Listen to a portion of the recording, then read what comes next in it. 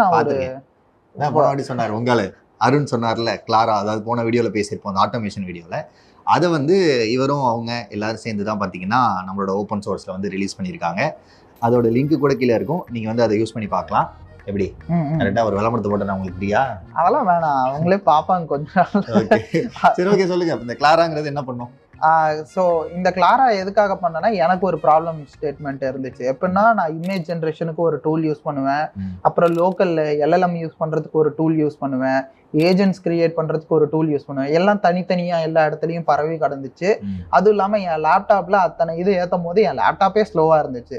So என்ன இது எல்லாமே தனித்தனியாக இருக்குது, எல்லாம் ஒரே இடத்துல இருந்தால் என்னோட ஒர்க் ஃப்ளோவே ஃபுல்லாக ஏஐ பேஸ்டாக இருக்கும் போது எல்லாம் ஒரே டூலில் இருந்தால் நல்லா இருக்கும்னு சொல்லி யோசிச்சுட்டு தான் இந்த அப்ளிகேஷனை ஆக்சுவலாக கிரியேட் பண்ணேன்.